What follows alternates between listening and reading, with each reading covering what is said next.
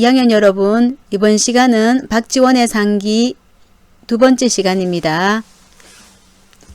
이번 시간에는 지난 시간에 배운 학습 내용을 바탕으로 교과서의 학습 활동을 풀이하겠습니다.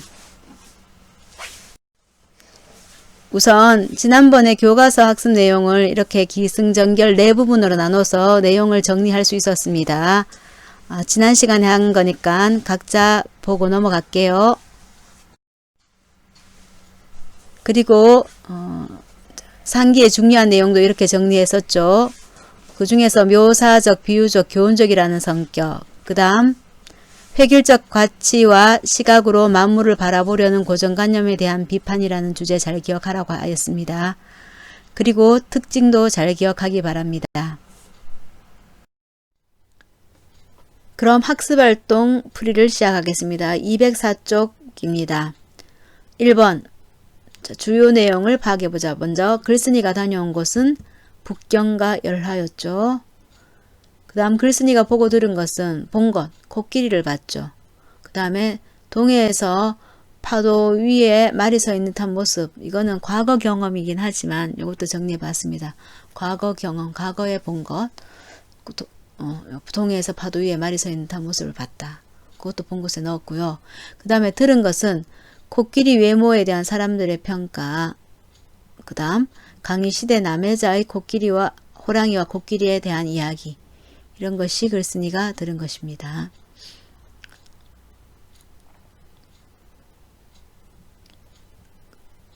그 다음 글쓴이 주장인데요. 글쓴이 주장은 먼저 두 가지로 나눴네요. 글쓴이가 반박하고자 하는 주장, 그 다음에 그냥 글쓴이 주장, 이렇게 되어 있는데, 글쓴이가 반박하고자 하는 주장은 사회 통념에 대한 반박이 있었죠. 그러니까는 뭐냐면은 이렇게 정리한 거 볼까요? 하늘이 만물의 생성에 의도를 가지고 개입하였던 주장. 그러니까 만물이 하늘의 이치에 따른 것이다라는 사회적인 통념, 당시의 통념, 그것을 반박했었죠. 그 반박한 내용도 글쓴이의 주장에 넣을 수 있겠고, 그죠? 글쓴이가 반박하고자 하는 것, 반박하고자 하는 것도 글쓴이의 주장에 넣을 수 있고, 그 다음에 반박은 아니고 그냥 글쓴이 주장만 드러나는 거, 반박하지 않고 바로 글쓴이 주장이 드러나는 것은 이거죠. 마지막 부분이었습니다. 만물의 이치는 매우 복잡하므로 다양한 관점에서 만물을 인식해야 된다. 다양한 관점에서 만물을 인식해야 된다. 이것이 글쓴이의 주장입니다. 아무튼 이렇게 학습활동 보면 주장을 두 가지로 나눴다는 거. 반박하고자 하는 주장이 있고, 그 다음에 그냥 글쓴이 주장. 반박하고자 하는 주장은 만물이 하늘의 이치에 따른 것이다라는 것을 반박했고, 그것이 글쓴이 주장. 그 다음에 또 하나는 마지막 부분, 다양한 관점에서 만물을 인식해야 된다는 거. 이렇게 정리했습니다. 자, 그 다음 학습활동 2번 보겠습니다. 갈로 1번, 다음을 참고하여 이 작품에서 사실이나 경험을 서술한 부분, 교훈이나 이념을 전달한 부분을 찾아보자고 했습니다. 자, 교술이라는 갈래에 대해서 다시 설명이 나오네요. 앞서 우리가 1차 시 때 공부한 겁니다. 교술은 사실이나 경험을 서술하거나 교훈이나 이념을 전달하는 갈래다 하면서 이런 갈래들이 속한다고 했었죠. 그래서 이번 문제는 사실이나 경험을 서술한 부분을 찾아라고 했습니다. 사실이나 경험을 서술한 부분은 이겁니다. 이렇게 적어 보니까 1번 문제에서 글쓴이가 보고 들은 것을 정리해 보자고 했지 않습니까? 글쓴이가 보고 들은 것, 그 보고 들은 것이 결국은 경험이 되는 거니까 그 내용이 답입니다. 코끼리를 본 경험, 동해에서 무언가를 본 경험, 코끼리 외모에 대한 사람들의 평가, 강희시대 남해자의 호랑이와 코끼리에 대한 이야기. 대체로 처음부터 201쪽 21번째 줄까지 21번째 줄까지 이런 내용이 나와 있는 이 부분은 대체로 사실이나 경험이죠. 그죠? 보고 들은 거 사실이나 경험입니다. 물론 중간중간에 글쓴이의 생각이 조금 나와 있기는 합니다만 대체로 처음부터 201쪽 21번째 줄까지는 사실이나 경험 중심이다. 그렇게 되고요. 그 다음 교훈이나 이념을 전달한 부분은 그 뒷부분이었죠. 그러니까 글쓴이는 사실이나 경험을 서술하고 거기에 그치지 않고 그 사실이나 경험과 관련지어 글쓴이가 깨달은 바가 교훈적인 내용이었죠. 그죠? 그런 교훈과 이념을 그 뒷부분에 서술했다. 이 글은 그렇게 구성되어 있다고 볼 수 있겠습니다. 다시 정리하면 사실이나 경험을 먼저 서술하고 그거와 관련지어 깨달은 내용을 교훈이나 이념으로 전달했다.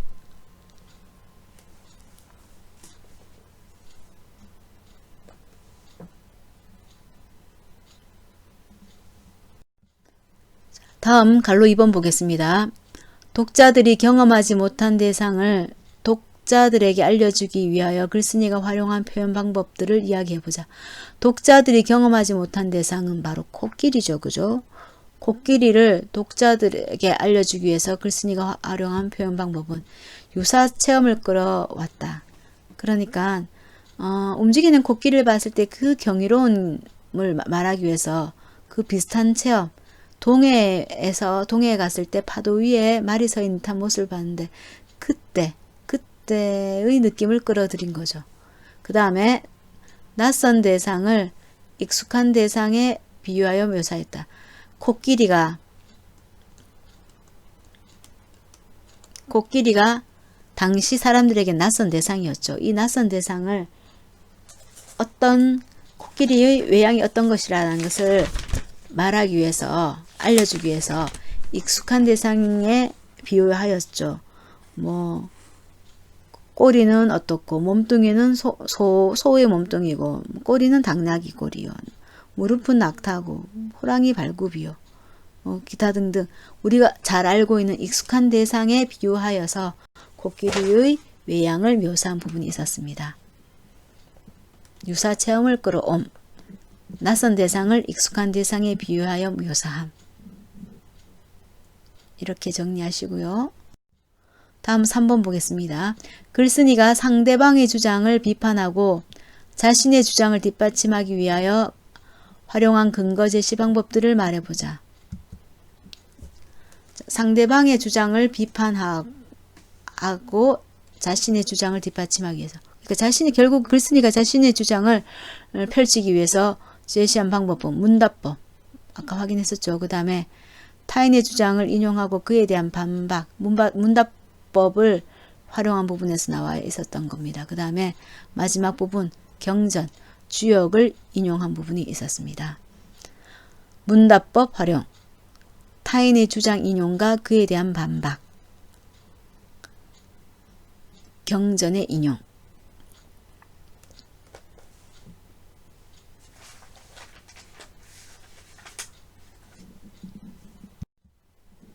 다음 3번 보겠습니다. 3번은 아래 활동을 통해 조선 후기 교술 관례의 특징을 탐구해보자 하면서 동명일기라는 작품이 실려 있네요. 동명일기는 맨 밑에 보면은 의유당이라고 되죠. 의유당 김씨라는 사대부 여인입니다.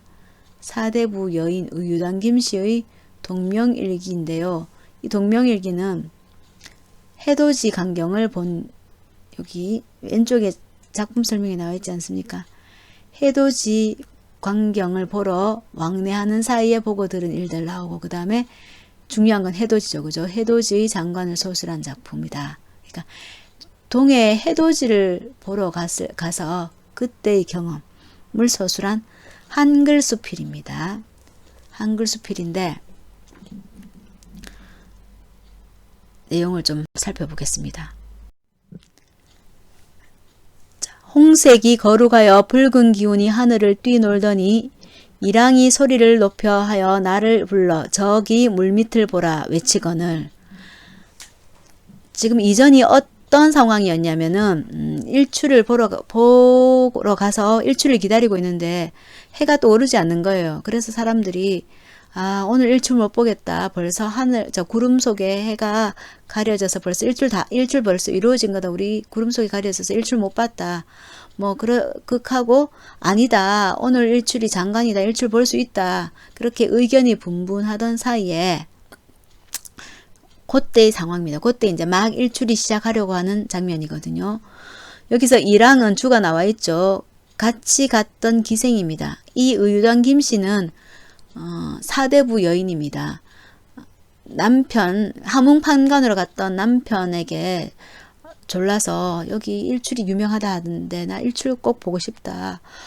몇 번이나 조르고 졸라서 이제 일출을 보러 가게 됐거든요.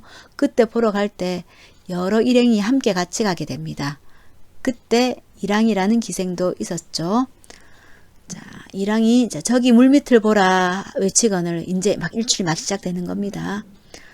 급히 눈을 들어보니 물밑 홍은을 헤치고 큰 실오라기 같은 줄이 붉기가 더욱 기이하며 기운이 진홍 같은 것이 차차 나와 손바닥 넓이 같은 것이 금은밤에 보는 숯불빛 같더라. 자, 여기서 홍은이 나오는데 홍은은 붉은 구름이죠. 그러니까 붉은 구름이라고 했지만 이거는 붉게 물든 바다를 비유한 말입니다. 그러니까 물 밑에 홍은이니까 물 밑에 지금 동해를 바라보고 있죠. 그죠? 해가 떠오르기 직전에 동해를 바라보고 있는데 물 밑에 있는 붉은 구름이니까 붉게 물든 바다입니다. 그 붉게 물든 바다를 헤치고 큰 실오라기 같은 줄이 떠오릅니다. 이 줄이 뭐냐면은 아직 해가 아니에요. 자, 지금부터 여기서 줄을 그을 건데 붉은색 줄 긋는 것은 해 주변의 붉은 기운입니다. 해 주변에 일단 붉은 기운이 먼저 딱 떠오릅니다. 자, 큰 해오라기 같은 줄이 붉기가 더욱 기이하며 기운이 진홍 같은 것이 차차 나와 손바닥 넓이 같은 것이 금은밤에 보는 숯불빛 같더라. 그러니까 큰 실오라기 같은 붉은 실오라기 줄이 탁 떠오르는데 점점 나와서 손바닥 넓이 같은 것이 되죠. 계속 아직 해는 아니고 해 주변의 그 붉은 기운입니다. 그것이 숯불빛 같더라 하면서 계속 이제 비유를 하면서 해 주변의 붉은 기운을 얘기하고 있습니다. 아직 해는 떠오르지 않았습니다. 해 주변에 그 실오라기 같은 줄이 딱 떠오르고 그게 점점 떠오르니까 손바닥 넓이 같은 것이 되는데 아주 붉습니다. 숯불빛 같더라라고 비유했고요. 차차 나오더니 그 위로 작은 효리밤 같은 것이 붉기가 호박구슬 같고 맑고 통랑하기는 호박보다 더 곱더라. 자, 여기서 이제 그 위로 작은 효리밤 같은 붉은 것이 떠오르군요. 이게 바로 해입니다. 자, 동그라미 한 것은 해를 나타내는 말입니다. 자, 그런데 이제 해가 떠오르는데 호박구슬 같고 호박이라 하면은 누런색의 옛날에 그 보석입니다. 호박구슬 같고 맑고 통랑하기는 호박보다 더 곱더라 하면서 표현을 했고요. 그 붉은 위로 훌훌 움직여 도는데 처음 났던 붉은 기운이니까 이 실오라기 같은 그 붉은 줄을 말하는 거겠죠. 그 처음 났던 붉은 기운이 이제 어떻게 되냐면 백지반장 넓이 많지 반드시 비치며, 그러면 이 백지반장 넓이의 이것도 해 주변의 그 붉은 기운이죠. 그죠? 처음 났던 붉은 기운이니까 백지반장 넓이 많지 반드시 비치며 밤 같은 기운이 해가 되어 차차 커가며, 그 밤 같은 기운이 해가 되었죠. 그러니까 동그라미 한 것이 해입니다. 그럼 해가 되어서 차차 커가면 뭐가 되냐면 큰 쟁반만 하다. 이 큰 쟁반은 해를 나타내는 말이죠. 그 밤 같은 기운이 점점 해가 되어서 차차 커가서 큰 쟁반만해졌다. 해를 나타내는 말입니다. 큰 쟁반만 하여 불긋불긋 번득번득 뛰놀며 적색이 온 바다에 끼치며 먼저 붉은 기운이 차차 가시며, 자, 그러면 먼저의 붉은 기운은 해 주변의 붉은 기운이죠. 그게 이제 차차 가십니다. 해 흔들며 뛰놀기 더욱 자주 하며 한같고 독 같은 것이 좌우로 뛰놀며. 자, 이 붉은 기운이 차차 가시며 한같고 독 같은 것으로 이렇게 표현을 했습니다. 좌우로 뛰놀며, 좌우로 뛰노는 거니까 해 주변에 뛰노는 해 주변의 붉은 기운이죠.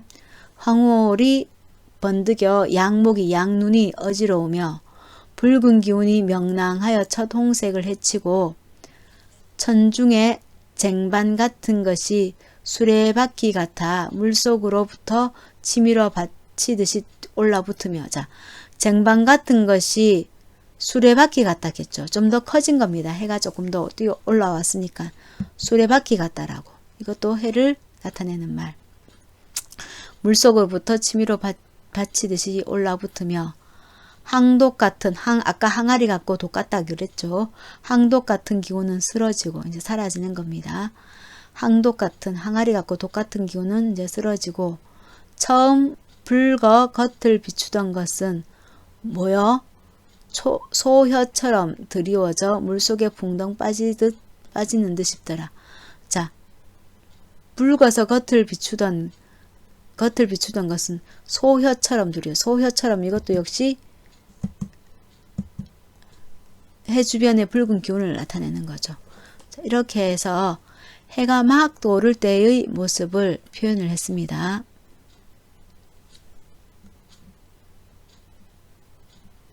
자, 여기서 질문 1번. 위 작품에서 묘사하고 있는 대상의 변화를 순서대로 적어보자고 했는데, 자, 이것은 해 주변의 붉은 기운하고 해하고 그러니까 같이 뒤섞어서 문제를 만든 것 같습니다.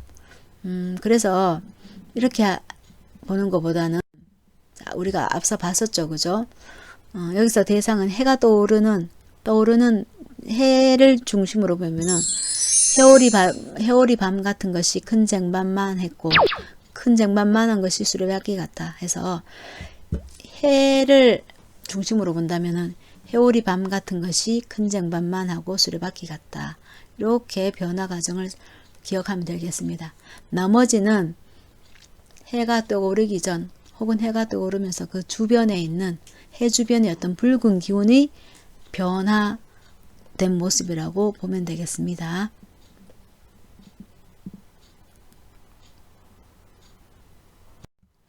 그 다음 2번. 한문 산문인 상기와 한글 산문인 동명일기를 다음 항목을 중심으로 비교해보자 라고 했는데, 일단 제재는 둘 다 여행 경험이죠. 그죠? 여행 경험이니까 크게 보면 제재는 비슷하다고 볼 수 있고요.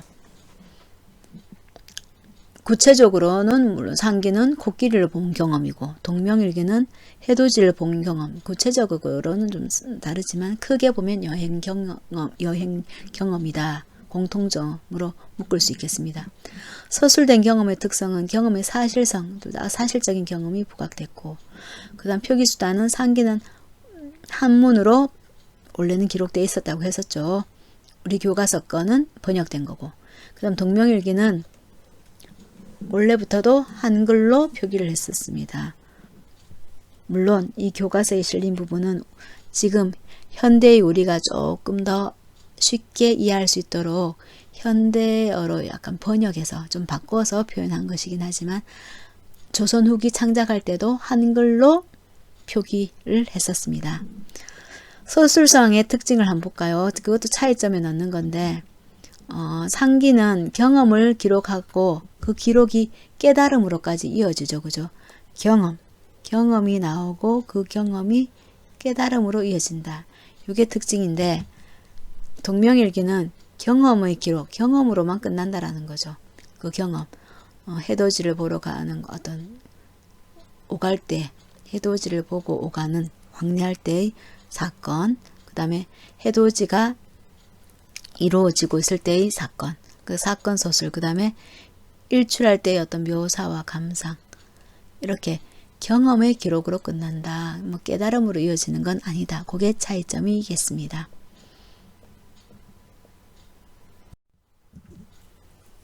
다음 3번 보겠습니다. 다음을 참고하여 문학생활화의 관점에서 조선시대 교술갈래가 지닌 의의를 이야기해보자. 자, 여기 보면 이런 내용이 나와 있네요. 예전 동아시아에서는 작가가 일상생활 속에서 겪은 일과 그로부터 생겨난 감정이나 생각 등의 기록 모두를 문학에 포함하였다.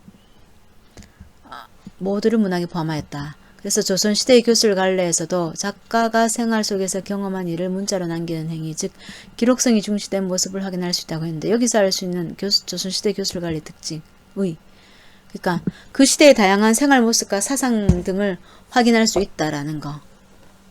그 다음에 일상생활에서 겪은 일과 그때 생겨난 감정, 생각을 모두 문학에 포함시켰다라는 것. 생활에 밀착된 글쓰기 태도를 살펴볼 수 있다. 이렇게 정리할 수 있습니다. 그 시대의 다양한 생활 모습과 사상 등을 확인할 수 있음.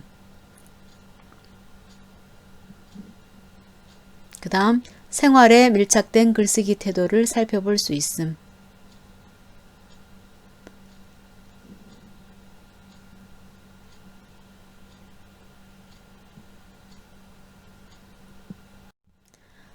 다음 4번을 보면은, 학습활동 4번을 보면은 안조환의 만원사라는 작품이 나와 있죠. 그죠? 안조환의 만원사라는 가사 작품인데요. 요거는 중간고사 이후 좀 더 꼼꼼히 살펴보도록 하겠습니다. 이 안조환의 만원사는 모의고사에 간혹 나오는 작품이라서 중간고사 이후 꼼꼼히 살펴보겠습니다. 자, 다음은 207쪽입니다. 207쪽에 보면 이제 이야기 더하기 나오네요. 먼저 작품 이야기 하면서 상기에 대한 간략한 얘기가 나오는데, 먼저 한문양식, 교술관례, 논설, 전, 행장 등이 있다. 그 다음에 한글 산문도 포함된다는 내용이 나왔고요. 그 다음 문단에 보면 이제 상기에 대한 얘기가 나오는데, 상기는 당시 사람들에게는 낯선 존재였던 코끼리를 접하게 된 체험을 기술했다. 근데 그거 그치지 않고 코끼리로부터 촉발된 자신의 사상을 펼치고 있다라는 내용이 나왔습니다. 수업하면서 다 언급했던 내용인데 여기 정리되어 있네요. 간단하게 줄 긋고 확인하고 넘어가면 되겠습니다.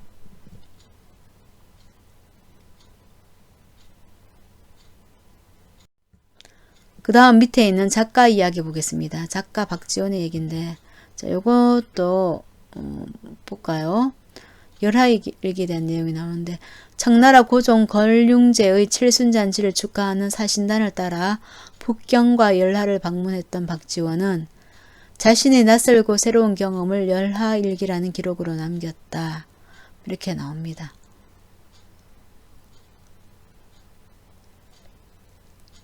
이상으로 해서 박지원의 상기라는 한문수필을 공부했었습니다. 이것으로 오늘 학습을 마치겠습니다. 수고하셨습니다. 수업을 하면서 궁금한 점이 있으면은 등교 후에 선생님께 직접 질문을 하기 바랍니다.